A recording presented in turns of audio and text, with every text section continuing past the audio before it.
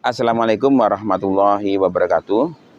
Para pemirsa, kesempatan yang baik ini saya didampingi adik-adik ya, anak-anak dari SM2 SMK yang saat ini pada bulan Februari 2022 ini.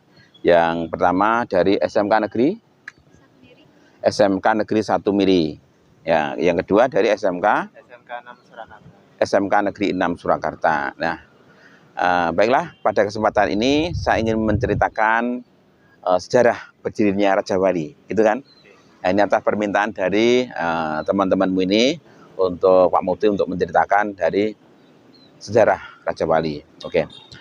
Raja Wali foto ataupun video yang awalnya sebenarnya tidak menjadi harapan ataupun cita-cita untuk mewujudkan sebuah studio foto, namun karena merupakan hobi, sehingga apapun yang kita kerjakan masa lalu tidak mengira bahwa itu menjadi sebuah profesi sekarang, sehingga mengantarkan sebuah kesejahteraan bagi keluarga saya.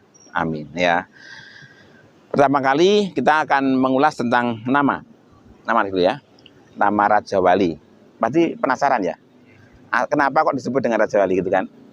Ya, ya Olin ya. Namanya Olin, namanya Kavita, namanya Fitri. Dan kamu ada berapa orang yang menyertai kamu kesini, berapa orang? 7 orang. Coba sebutkan namanya siapa?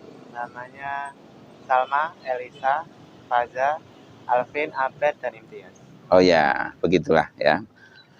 Jadi kita ditemani banyak orang ya. Jadi 7 tambah 2 berapa? 9. Ya, 9 orang. Jadi kalau kumpul kayak sekolahan ya. Ya enggak apa-apa. Ini belum memecahkan rekor dulu. Dulu itu dari SMK Negeri 7 itu separuh kelas. Kayak banget. Nah, ceritanya gimana kok bisa separuh kelas ke tempat saya kurang tahu waktu itu ya. Saya agak lupanya. Oke lah, kita bercanda sebentar sambil memperkenalkan dari teman-teman. Nah, saat itu ya, saya ketika masih sekolah dan juga kalau SMA belum kelihatan, hobi fotografi itu belum kelihatan. Hanya ketika kita mahasiswa dan tinggal di masyarakat di sini mulai kelihatan. Hobi itu mulai kelihatan. Jadi kita hanya sekedar apa ya, ngumpul-ngumpul. Kalau ngumpul-ngumpul nggak bawa kamera. Saat itu belum kayak sekarang, HP belum ada. Jadi kamera itu barang yang betul-betul sangat mahal gitu. Jadi kalau kita ada acara atau di kampus ataupun di rumah itu, saya kan nggak punya kamera, jadi dipinjemi oleh tetangga. Jadi tetangga itu minjemin kamera saya. Kok tiba-tiba berani minjamkan, kenapa? Karena setiap kali dolan bermain, jadi kita misalnya ini berempat ini main, kalau yang motret kamu itu gambarnya jelas, tapi kakinya hilang. Gitu. Atau separuh teman kita hilang, nggak bisa masuk. Nah kalau yang foto ini kelihatan semua, tapi blur. Gitu. Nah yang motret yang satu ini juga sama, jadi semuanya bermasalah. Hanya kebetulan saya kalau motret itu pas, bagus. Karena apa yang teman-teman ketahui di HP sekarang itu beda dengan kamera masa lalu. Kamera masa lalu itu kalau harganya murah, itu previewnya itu hanya kira-kira. Jadi diinjen karena kira-kira kita naik kamera miring ke sana ya yang kelihatan sana. Itu maka penyebabnya itu. Maka rahasia untuk apa? Arah ke depan itu yang menentukan adalah pas dan tidaknya gitu. Jadi ceritanya gitu. Oke, ini ada teman, silakan di belakang biar kelihatan ya. Namanya siapa tuh? Faza. Ya, Faza, silakan. Nah, oke ya. Jadi saat itu kalau saya motret, alhamdulillah bagus ya, bagus. Hasilnya bagus, banyak yang mengatakan seperti itu. Walaupun saya sendiri ya masih belajar, belum memahami bahwa itu bagus, gitu kan. Nah, oke. Demikian terjadi berulang kali. Misalnya ini kebetulan misalnya temennya ini ada acara, kita dipinjam ke kamera, terus saya yang motret gitu. Demikian juga misalnya ada kakaknya nikahan, saya motret. Itu belum profit. Artinya kita belum cari duit. Cuman, aku jadiin kamera tak potret ke. Nah, motret gitu. Nah, lama-lama tetangga tahu kalau motret di sore-sore itu pada ngumpul, nonton foto-foto. Wah, itu gitu. Dia ngerti, wah apa ya? Wah ngendi iki ulang tahun iki. Oh, kono koncoku kono. Ah, gitu. Ya ngendi iki nikahan koncoku. Lama-lama tetangga tahu kalau saya suka motret. Maka mulai saat itulah banyak orang-orang yang datang untuk minta tolong. Walaupun saya belum punya kamera. Nah, jadi untuk menjadi seorang pengusaha itu ternyata berbekal kemauan aja. Kamera jileh. Gitu ya, jileh. Pinjemnya. Dari segitu kemudian studio foto, Mas kowe kok wirawiri ini toh? Gandeng kowe wirawiri toh. Kamu sekarang saya jadikan sebagai agen gitu. Agen artinya harganya harga yang spesial. Jadi rego kulaan. Tahu tuh rego kulaan? Roti nek dol regane 1000 mesti kulaane 800, ya kan? Nah, gitu. Jadi saya otomatis mendapatkan keuntungan dari lab cetaknya. Tapi dari teman-teman kan tidak dapat. Nah, gitu. Demikian terus menerus sehingga kita karena permintaan banyak dari tetangga menjadi lupa, maka harus ditulis. Nah, dengan tulis banyak dari lab saya diberi amplop itu yang ada tulisannya itu nama, alamat, ukuran berapa. Nah, seperti itu. Nah, kemudian sampai sekarang, nah itu terjadi seperti itu. Itu untuk urusan fotografi. Nah, kemudian kita bercerita ke video syuting. Ya, video syuting itu dimulai ketika Kota Solo ada bakar-bakaran itu. Tahun berapa nanti dicari ya. Nah, dari situ ada kebakaran. Kita di rumah orang pada beli di tempat saya selain foto kan jualan aksesoris cewek, kemudian tas dan sebagainya, buku-buku tulis itu ya. Nah, karena orang beli ke Solo pada tutup, akhirnya beli ke tempat saya. Karena orang banyak yang beli, barangnya menipis, duitnya banyak enggak? Duitnya banyak. Nah, karena arep tuku ya rene wong dodol nanti duitnya numpuk nang omah. Nah, itu kemudian saya ngerge itu. Ada teman jual barang-barang bekas itu, ada yang jual handycam. Karena mungkin untuk kebutuhan apa nggak tahu ya, itu jual handycam. Mulai saat itulah kita mulai menjadi tukang syuting dengan handycam dengan cerita profesional. Artinya apa? Kita wis wani tanggapan gitu.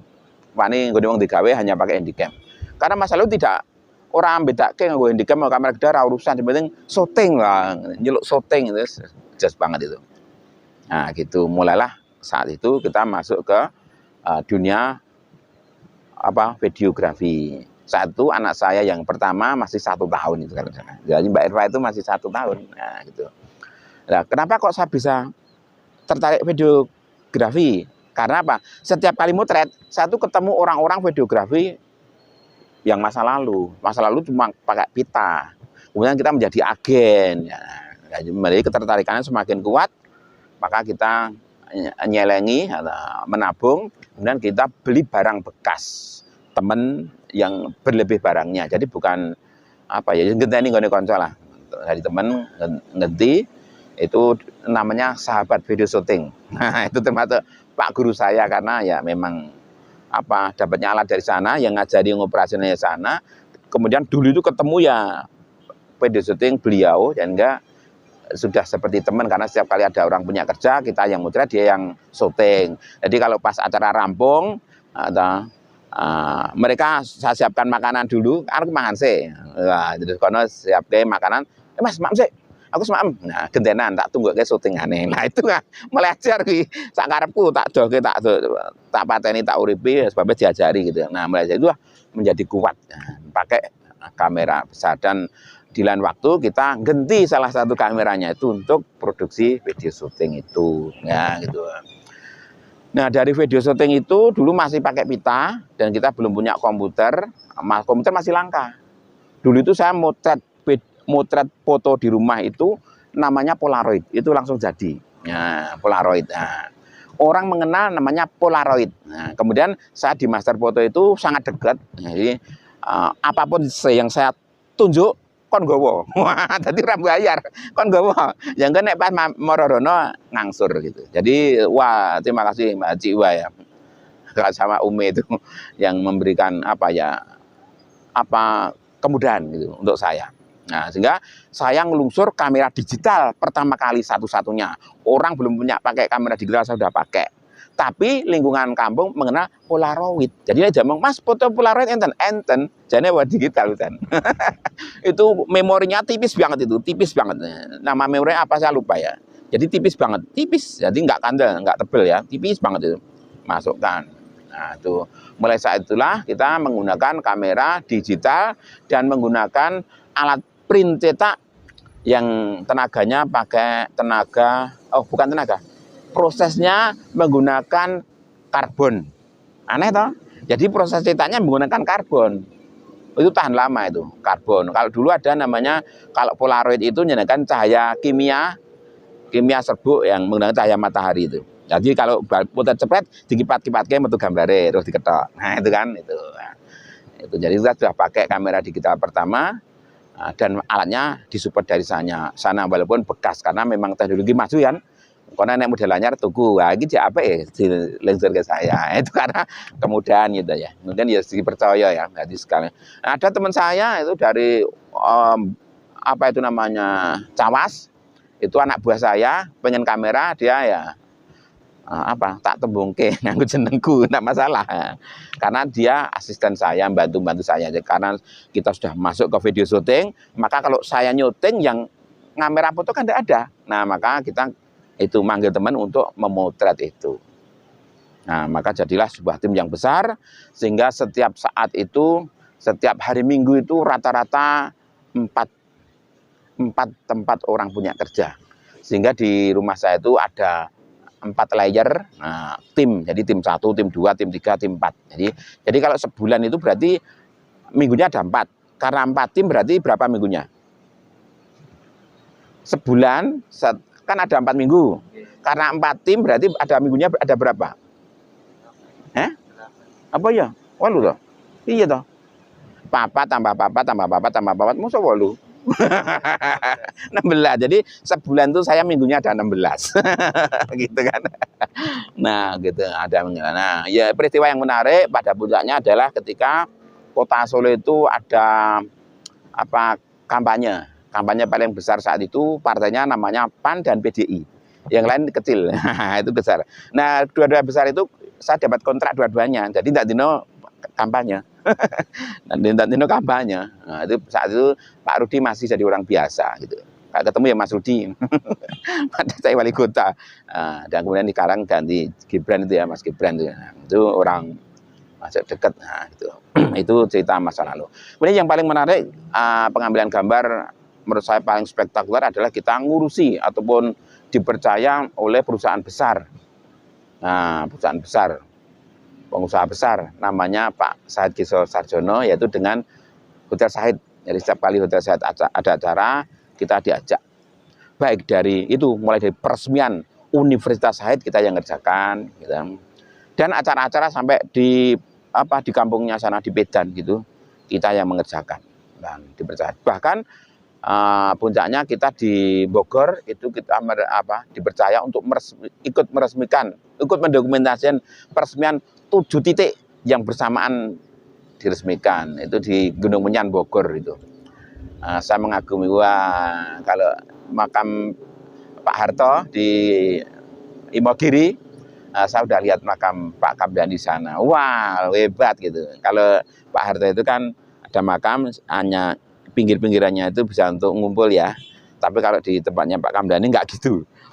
Makam, depannya pendopo, keluar lagi ada menara pandang, tapi bukan menara pandang ya keluar dari pendopo itu kayak menara pandang, lihat gunung Salak namanya, bagus pemandangannya, indah, tinggi banget. Jadi lahannya kalau saya merirakan di Kota Solo itu kayak itu loh, kayak UNS, mirip UNS hanya naik turunnya rendah ya, kalau sana tinggi menjuluk gitu. Nah itu di sana itu makamnya ada di tengah wilayah itu, kiri kanannya ada pondok laki, pondok perempuan. Kemudian di sana ada kambing etawa. Kemudian sebelah sana lagi itu ada penurunan untuk helikopter itu. Nah, ketika di sana saya lihat di sana namanya Tapos, kelihatan itu Tapos. Jadi dekat dengan Tapos. Saya baru lihat ya. Dulu zaman Pak Harto kok terkenal Tapos, saat itu lihat itu. Nah, yang menarik di sana itu apa? Santri, jadi dia itu dikelilingi santriwan, santriwati. Kemudian di sebelah kanannya itu ada replika Dome of the Rock. Jadi ketika di ngendi jenenge Dome of the Rock ya apa toh? Mboten kertas ya wis. Ngendi daerah sana Palestina macam itu ya. Yang itu ya. Nah, itu ada kubah emas itu. Nah, itu ada replikanya di sana. Kemudian yang menarik itu ada apa? Itu kurungan sangkar, tapi kok gede banget. Ternyata itu adalah sangkar burung merak. Nah, di Pak Kamdani punya sangkar burung merak. Di atas saya diajak Ibu Kamdani itu naik ke atas untuk melihat juga tempat ini apa keluarnya air yang diproduksi sebagai air minum isi ulang. Nah, itu baru pertama. Wah, ya Allah, hebat ini. Di Solo aja saya lihat koran Solo Pos merajai ya, di kota Solo ya, mungkin Jawa Tengah besar ya. Kemudian di sini ada banyak hotel, banyak tempat tempat pendidikan yang beliau kerjakan dalam hal pendidikan. Wah, saya salut. Mungkin ini salah satu contoh saya sendiri ya untuk mencontoh orang yang baik itu memang seperti itu, bisa bermanfaat bagi orang banyak. Termasuk Univet itu kelihatannya yang didirikan juga beliau, Universitas Veteran Soekarjo. Kemudian di ini gedung wanita itu katanya dulu Solo Pos belum punya gedung, di itu ngantornya di balik di itu gedung wanita lah. Di dalam gedung wanita ada ibu-ibu semuanya. Jadi kandisi salah satunya ya Ibu itu Ibu Kamdani, Juliah Kamdani gitu, dan juga tokoh-tokoh seangkatan itu yang membuat gedung wanita. Nah, dari sejarah itu kemudian kita rame banget. Ketika saya usia 40 saya sudah kepikiran kapan aku mau istirahat. Padahal itu saat itu puncak-puncaknya. Kapan saya mau istirahat. Nah, kemudian saya ketika tahun 2020 saya sama istri itu sudah sama istri diajak, Mas munggah kaji. Saya berpikir aduh aku nek izin nyuting dangdut nang arep dhewe gitu. Campur sari ngene gawe, aduh masih berat hati. Nek jane kepengin ya wis kepengin. Nah, tiba-tiba tahun itu kemudian suatu saat itu ya sebelum 2020 itu ya, jadi ngomongnya seperti itu. Kemudian pas pada 2020 saya baru oke lah, saya menjadi mendaftar haji itu karena apa? Ketika mau tidur itu cerita, Mas saya kena munggah haji sak menit jadi mundur sak menit. Aku langsung terhenyak, mah aku munggah haji tua mah. Nah, karena uangnya udah ada. Daftar dan saat itulah kita mulai mengurangi aktivitas di luar. Jadi kalau ada syuting itu teman-teman yang berangkat, saya sudah di rumah. Dan tema saya ketika itu kapan aku mau mendarat lagi, jadi tidak ikut di lapangan, karena saya punya tema bahwa saya akan membesarkan kegiatan yang di rumah, yaitu saya ingin membuat rumah itu tempat untuk menjual peralatan presentasi, jadi untuk mencerdaskan bangsa. Dulu waktu saya di rumah selatan ketika mau berangkat haji itu ada cobaan yang cukup berat, yaitu seluruh orang kepercayaan saya pamit untuk mengembangkan diri alias keluar ya. Sehingga komputer 2 orang yang saya percaya keluar mendirikan sendiri, dan ada yang mendirikan sama temennya. Kemudian yang di rumah mendirikan juga ya, tidak masalah. Dan maka ketika saya berhaji, Allah itu ternyata punya garis yang beda, mempunyai rencana yang indah. Anakku dulu yang mungkin tidak gesit, dengan saat tinggal ke sana, ke Baitullah, pulang itu anakku menjadi gesit karena ngurusi di rumah sendirian sama anak-anak PKL ini, prakerin ini. Nah, semangatnya. Jadi menjadi lebih gesit ketika pulang, wah hebat. Dan saat itu juga cobaan yang kedua adalah ketika saya berangkat, jadi daftar tahun 2020 sekitaran itu, kemudian kita berangkat tahun 2014 rencananya, tapi kena terpotong adanya 20% karena Mekah diperbaiki, maka menjadi 2015. Hikmahnya apa? Ada hikmah lagi, yaitu saya dapat bonus ini. Adik kecil itu loh, Al-Farizi itu ya, yang lari-lari yang tadi dijemput sekolah itu ya. Ini kan pada libur, anakku sekolah. Karena induknya bukan ke PDK atau Dikdikbud, bukan ya. Jadi masuk sekolah gitu. Alhamdulillah. Inilah Allah ya menggaris seperti itu. Jadi kita bahagia sekali Dan di sana karena saya juga seorang fotografer, seorang videografer, maka HP saya beli baru saat itu. HP saya beli baru, istri juga beli baru, WA belum tren saat itu. Dan alhamdulillah kelompok saya ada WA grup. Wah, itu satu-satunya hebat itu. Dulu belum ada, belum tren. Yang lain belum ada WA grup. Tempat saya yang Manasik itu ada WA grupnya. Nah, inilah menjadi kita mengapa itu tadi ada hikmah. Saya sudah berpikiran bahwa asalkan ada di rumah dan mengembangkan diri untuk jual alat-alat presentasi untuk mencerdaskan bangsa. Dan saya satu-satunya, insya Allah paling lengkap.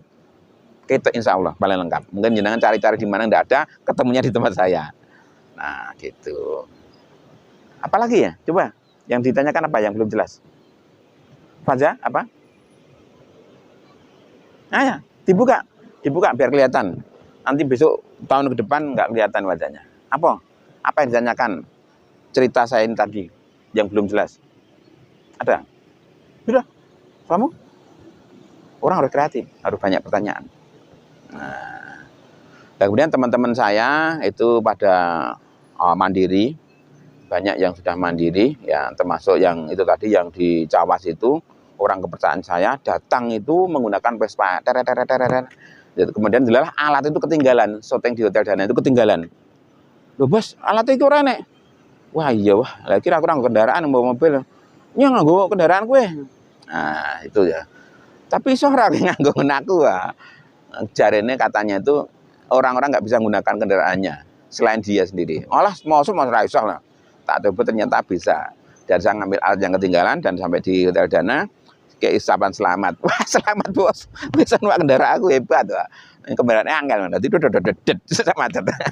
Nah, itulah sejarahnya. Tapi apa si anak ini, si orang ini ya, yang orang Cawas itu orang yang pantang menyerah, tidak pernah mengeluh. Jauh sekali dari Klaten, muter di lagi hanya satu rol berangkat. Hujan panas dia berangkat, nggak mengenal lelah. Wah, makanya salut. Maka dia mendaftarkan jadi lurah, diterima sebagai lurah oleh masyarakat. Karena apa? Sergep gitu loh, sergep. Dan dia orangnya pinter. Ketika pertama kok ora beneran muter berangkat, kritik-kritik, ya ternyata bisa berjalan dengan baik. Nah, itulah cerita. Jadi saya sendiri nggak pelit dengan ilmu. Nah, ini tadi Pak Bowo kemarin ya, Pak Bowo bilang saya mendirikan usaha kursus media syuting ya. Ya itu betul itu. Nah, saya usaha kursus mendirikan itu, teman-teman satu profesi protes. Wih, ngapa kowe ngedeke kursus? Ilmu muntek lho, engko ora entuk rezeki lho, engko dipangan karo bocah-bocahmu. Tapi saya memang berpikiran beda ya. Jadi ya sudahlah. Wis ora apa-apa, saya terus berangkat aja lah. Saya kan ngajar nggak sendiri, teman-teman saya ajak. Karena saya banyak teman-teman wartawan ada, radio ada, gitu. Nah teman-teman itu saya ajak. Ada orang PH Production House ya dari Jakarta itu kalau pulang, kapan kowe mulai? Emang mulai mampir lho, engko enek cah cilik-cilik pengen krungu ceritamu. Nah, anak-anak seperti kamu yang kursus itu menganggap itu sebagai tentor atau guru. Karena dia dari PH Jakarta kan kalau pulang aja mampir. Lah nah aku ngomong karo daerah sebagai tentor, sebagai bocah-bocah kepengin ngerti ceritamu. Ngono lho dadine. Dadi dek teko ini sifatnya dolan ora dadi guru. Ning kelas tak dadi guru.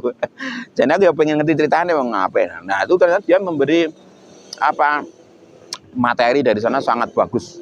Dan bahkan ada anak buah iki muridnya yang dijak rono. Loh itu keuntungan ta. Nah, itu salah satu gurunya yang asli. Kemudian guru yang lain itu dari radio. Saya itu radio Ria FM. Nah, itu ngajar Mbak Wanda. Kalau itu tadi namanya aku lali Mas apa? Itu adalah masih ada keponakan dengan guru ngaji anak saya yang di sini. Nah, itu pulang. Nah, jadi nek pulang ke sini mampir ke Mbae ya, kemudian mampir ke tempat saya. Dan satu lagi selain itu ada orang EO, Mas Anhar namanya itu. Nah, itu orang EO saya suruh ngajar juga. Nah, kemudian dari orang televisi, dari TATV, orangnya juga saya suruh ngajar gitu. Jadi saya pulang, aku bang tenanan, orang guru, tidak ada gurunya yang pulang. Bukan guru yang ngajar, orang yang langsung pegang apa di situ. Jadi misalnya kowe wong macul takon mulang, carane macul piye ngono lho. Dadi bener ya ta. Tukang mancing ya sing tukang mancing tak celuk, cara mancing piye ngono lho. tukang motong pohon tak celuk. Carane motong pohon piye. Dadi sing mulang tenanan. Wonge tenan. Ora ada dudu guru. Tidak ada gurunya. Aku wong syuting gitu. Mulang syutingnya kena bener banget loh. Nah, gitu ketika yang menarik saat apa itu namanya liputan, itu adalah liputan ketika kita nangani PDIP. PDIP itu dulu ada pentas yang spektakuler yaitu 3 dalang, 2 panggung hiburan. Wah, hebat.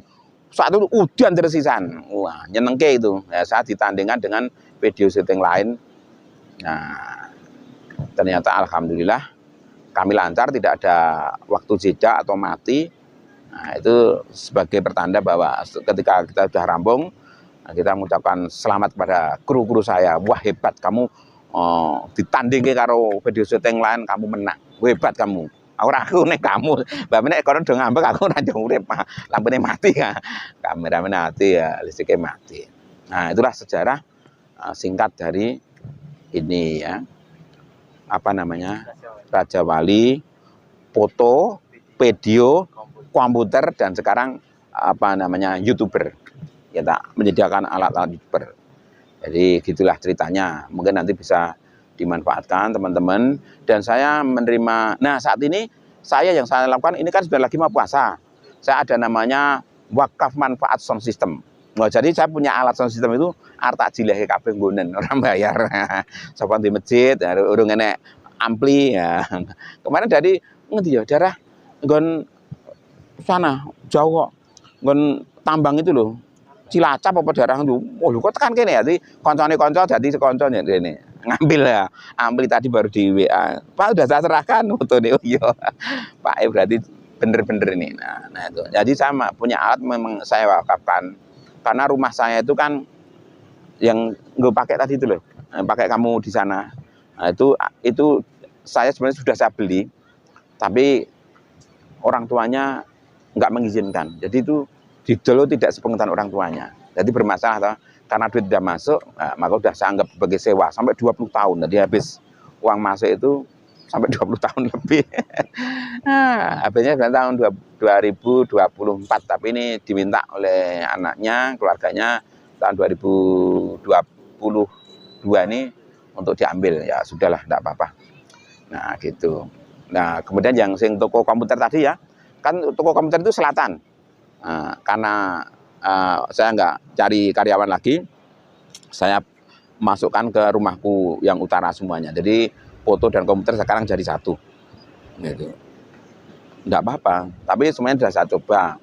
Untuk membuat toko 4 sudah saya coba, rasanya kayak apa, udah cabangnya 4. Dulu tokonya aneh. Tokonya satu itu toko elektronik, satu itu toko kecantikan, toko kosmetik, satu studio foto, ya dah. Kemarin apa ya? Nah, itu apa komputer 4. Jadi 4 bidang yang berbeda. Nah, padahal saya backgroundnya itu malah kursusnya kursus bengkel sepeda motor. Atau backgroundnya guru, ya udahlah, enggak apa-apa. Ada pertanyaan? Tidak. Mudeng apa bingung? Mudeng ya, oke. Oke ya. Enggak ada pertanyaan? Untuk modal mendirikan Raja Wali. Oh ya, modal ya. Tadi lupa ya. Ini tadi belum ada ya. Modal, enggak pakai modal.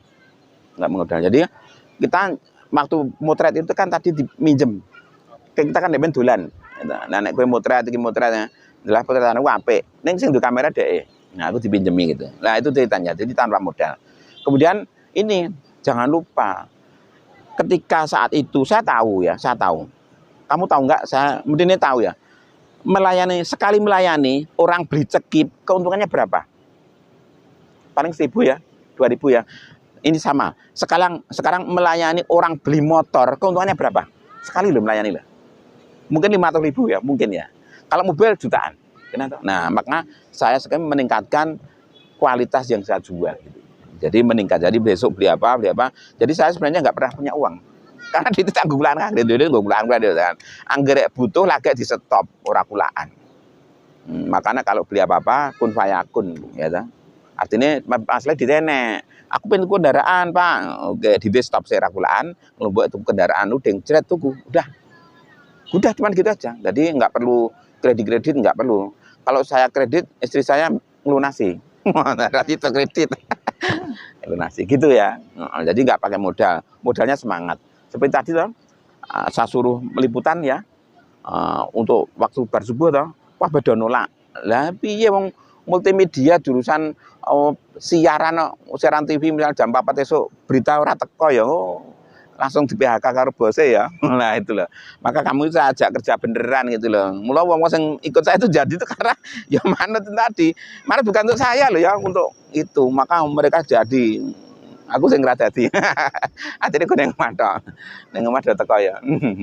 Orang harus pergi cari uang. Saya kok nggak pergi cari uang ya. Di rumah aja. Nah gitu ya. Kerja itu mirip orang naik sepeda. Sepeda itu loh. Tahu nggak sepeda?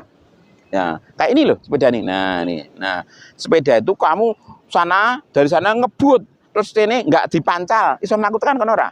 Kok kono ngebut lho. Kene diangkat sikile. Tekan kono ora? Sampai toh? Nah, manusia hidup juga gitu. Jadi silakan kamu bekerja, sampeyan umur 40 padha aku. Nah, nang omah wae ngopo sih? Ngopo dadak repot-repot lunga?